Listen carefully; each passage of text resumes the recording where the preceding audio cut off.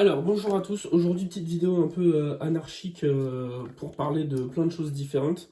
Ça fait longtemps que j'ai pas fait de vidéo sur YouTube. Ça va faire un mois et demi, je pense. Donc, l'idée, c'est premièrement de dire que la Yema que j'ai présentée dans la dernière vidéo est en vente. Je vais mettre les liens dans la barre d'infos là. Donc, si vous voulez l'acheter, n'hésitez pas. Je fais un bon prix dessus. Et j'ai envie qu'elle parte parce que j'ai besoin de trésorerie. On va revenir plus tard dans la vidéo. Lors de cette vidéo, je vais vous présenter une montre que je me suis achetée il y a un petit mois en fait. J'ai acheté ça sur eBay. Donc, c'est une petite Citizen, référence exacte, je sais pas. Mais j'ai acheté ça sur eBay, elle était vraiment dans un sale état, je vais vous montrer les photos. Je l'ai entièrement restauré, démonté, machin. Il faudra que je change le verre parce qu'il est dans un état catastrophique. Mais je l'ai entièrement restauré et démonté, etc. Et donc j'ai une petite montre qui m'a coûté in fine pas trop cher. Je l'ai aussi mise en vente parce qu'en fait, en fait, ce qui se passe, c'est que moi, quand je suis sur Paris, voilà, pour travailler, etc., je prends souvent une montre, qui est souvent la Baltique. Et lors de la durée dans laquelle je reste à Paris, j'ai tout le temps ma Baltique ou ma Yema. Quand je rentre chez mes parents, donc au Mans, j'aime bien porter autre chose. Comme ça, j'ai mes montres dans ma boîte à montres. J'ai un petit truc à côté qui fait le job. C'était le cas de la Seiko que je vous avais présenté dans la vidéo de ma collection. Et là, c'est un peu le cas de cette Citizen. Même si j'ai gardé la Seiko, je la mets en vente parce que j'aime bien tourner en fait, j'aime bien changer. Et donc on verra un peu, qu'est-ce que je vais prendre après dans une deuxième partie de la vidéo. Tout dépend aussi beaucoup de la trésorerie. Cette vidéo en fait c'est un prétexte pour présenter les différents types de bracelets qu'on peut trouver.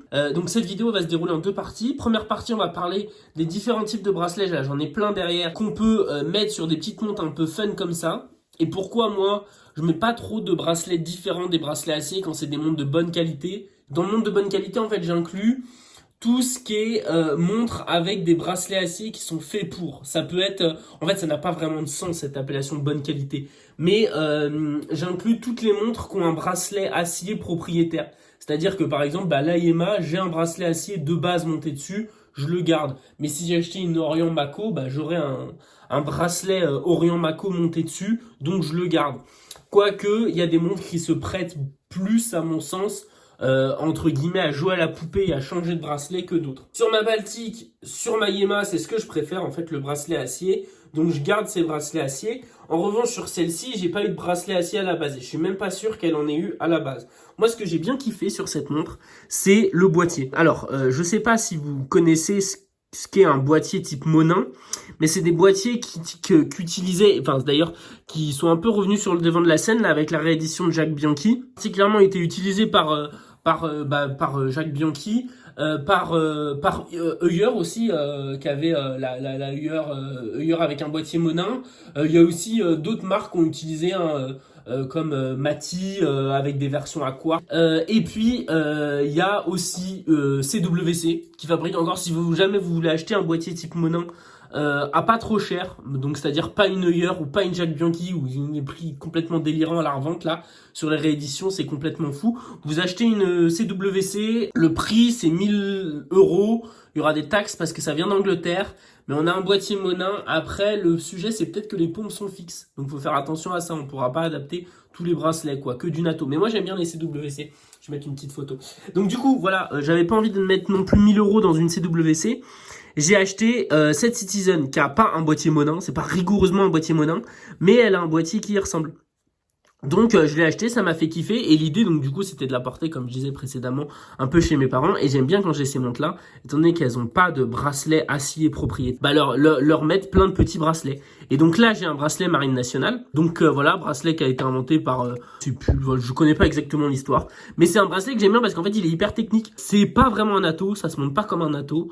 En gros, faut passer le bracelet, mettre la pompe après, etc. C'est pas aussi simple qu'un NATO.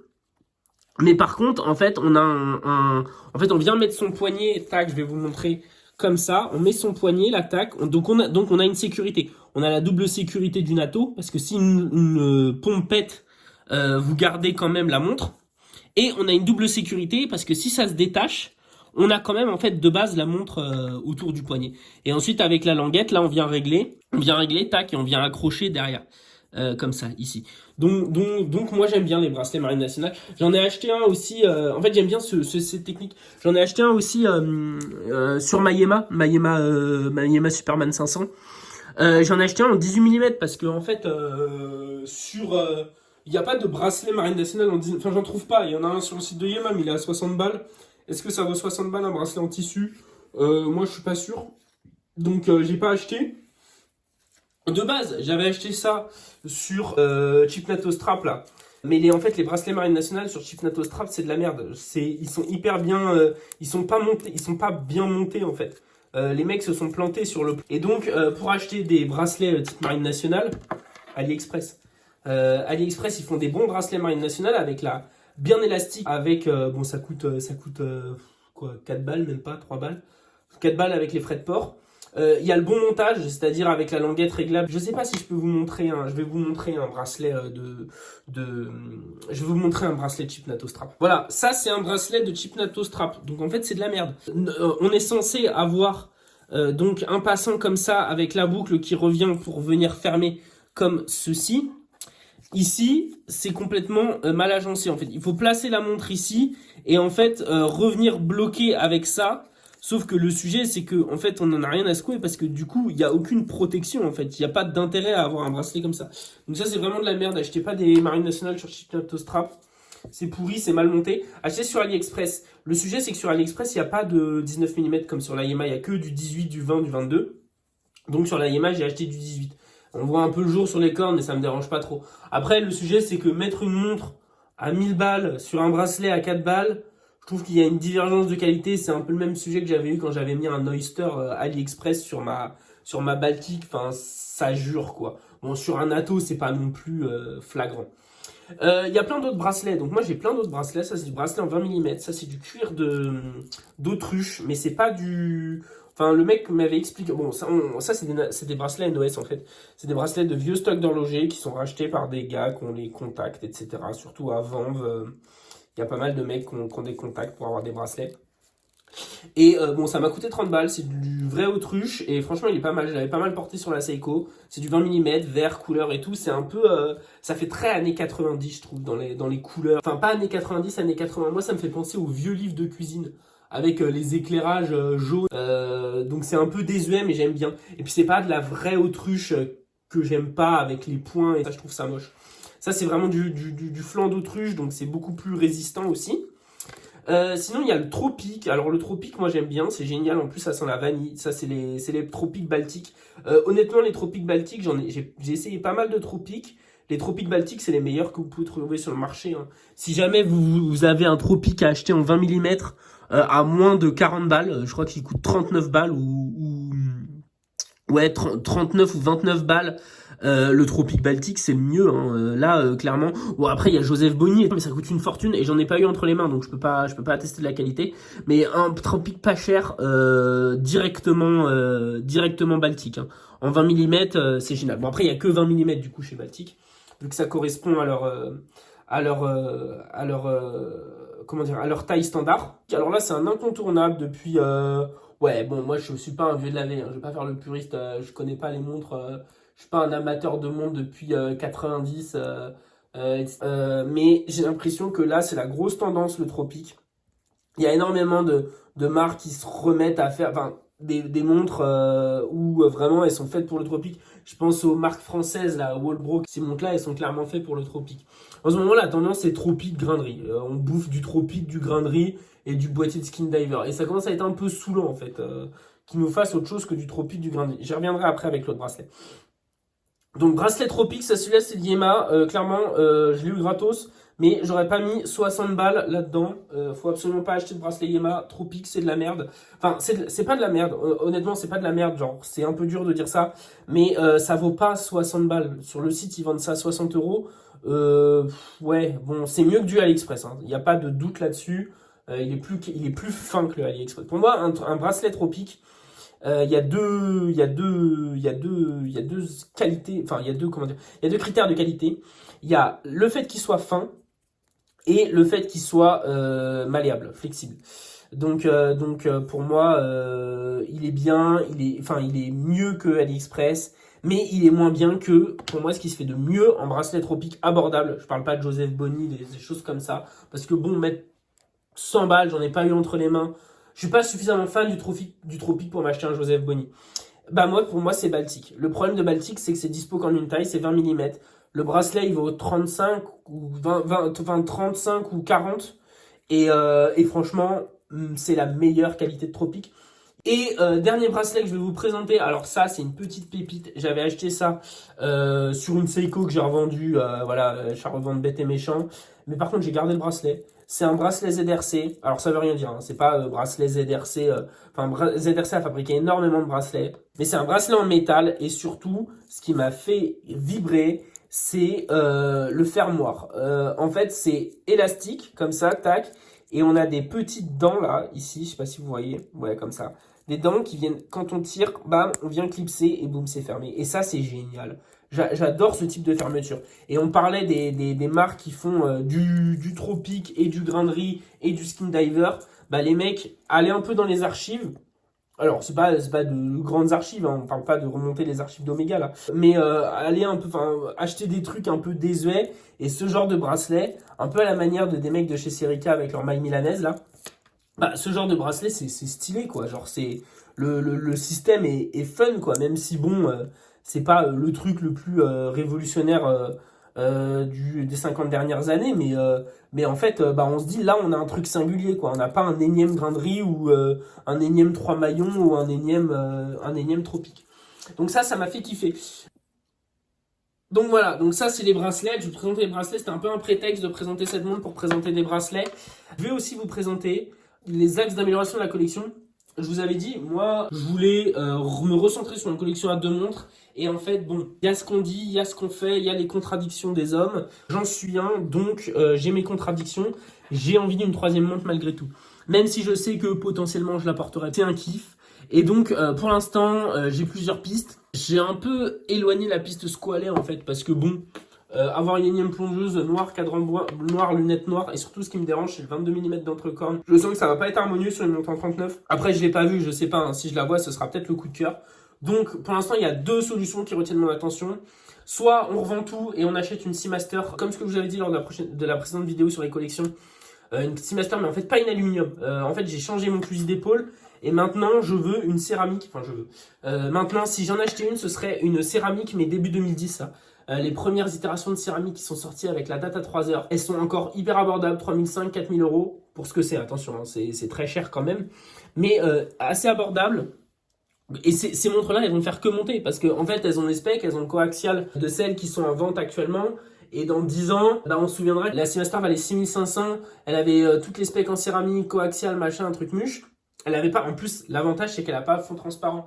Les nouvelles coaxiales avec le fond transparent sur une plongeuse, chacun voit ce midi à sa porte. Mais bon, c'est un peu une hérésie pour moi. Enfin, il y a tellement de plus de, genre d'un point de vue technique, d'un point de vue d'ingénieur, ça m'énerve parce que on s'emmerde avec l'étanchéité pour tout. Hein. Quand on fait une boîte de vitesse de tracteur, on s'emmerde avec l'étanchéité. C'est pas de l'étanchéité c'est pas une Dipsy une boîte de tracteur, mais une boîte de tracteur, il faut que ce soit un minimum étanche à la poussière, ne serait-ce que pour pas dégueulasser l'huile à l'intérieur. Et là, les mecs vont se rajouter une difficulté supplémentaire en mettant un fond transparent. C'est bien quand on doit être qu'étanche à la poussière, mais quand il faut être étanche à 300 mètres, je trouve un peu que c'est une hérésie. Enfin, c'est le but de tout ingénieur, c'est quand même maximiser l'efficacité et l'utilité de la chose en réduisant le coût entre guillemets au maximum. Alors après, le coût il doit être variable il doit être une variable alignée sur la qualité, c'est indéniable. Mais là, par exemple, rajouter un fond transparent, c'est beaucoup d'emmerde pour pas grand chose, quoi. Sachant que c'est une plongeuse. Le mec, à 25 mètres sous l'eau, il va pas s'amuser à regarder le fond coaxial. C'est sûr que quand t'es chez JP Morgan, tu t'amuses à regarder le fond de ta Seamaster. Mais bon, il n'y a pas trop. Enfin, voilà. Aparté, mais j'aime pas trop l'esprit, je préfère un fond plein. Surtout qu'avec une belle gravure et tout, c'est stylé. Donc Seamaster, mais il faut tout revendre. Donc en vrai, moi je suis plus partisan de garder des petites montres à 1000 balles que d'en avoir une à 4000 balles. C'est un peu une idée dans ma tête. C'est pas encore réalisé, c'est pas encore réalisable. Donc pour l'instant, c'est gros projet. L'autre sujet, c'est d'acheter une montre plus habillée. Mais attention, une montre plus habillée, le piège, c'est de ne pas la porter. J'ai déjà fait les frais avec la Longines que je vous avais présentée, que j'ai d'ailleurs un peu galéré à vendre, mais bon, elle est vendue. Et donc, Le sujet, c'est soit d'acheter le nouveau chrono de chez Vulcain, 38 mm, 12,40 mm d'épaisseur, un Celita SW500, du saphir avec un verre bombé comme jamais. C'est génial. Les mecs, ils ont fait un taf de fou furieux. En fait, tout l'espèce de consortium, là, Nevada Grenchen, Vulcain, machin, c'est eux qui sont là maintenant dans... Je ne sais même pas si on peut dire que c'est de la micro-marque, mais vraiment il y a énormément d'idées là-dedans, même si c'est encore une fois hein, du réusitage du passé, mais il y a énormément de volonté de bien faire. Et donc il y avait celle-là, ou alors dans un registre beaucoup plus sportif, la Nevada Grenchen, la classique, le chrono, pareil en manuel pour diminuer l'épaisseur, sachant que je l'ai essayé elle chez Ocarat, et elle a la forme un peu comme sur la Yema. La forme un peu comme sur la Yema qui fait que même si c'est épais, ben, ça diminue l'épaisseur avec ce dessin de boîte. Donc c'est les deux sujets sur le chrono. Ou alors peut-être retourner sur une longine avec un bracelet cuir. Mais encore une fois, j'ai peur de me tromper. Une flagship, mais cette fois-ci héritage. Et si je prends ça, je prendrai un cadran noir pour que ce soit pas aussi habillé qu'un cadran beige. Un cadran beige ou blanc, enfin plus le cadran est clair, plus c'est habillé. Et bon, c'est magnifique comme montre, mais le sujet c'est qu'on porte pas quoi. Faut se balader en costume, même si t'es en costume la semaine et le week-end. Moi, je porte mes montres sur des durées de 2 à 3 semaines et le week-end j'ai envie d'avoir une montre, d'une montre que je puisse porter avec un jean. Et c'est peut-être encore une fois un petit blocage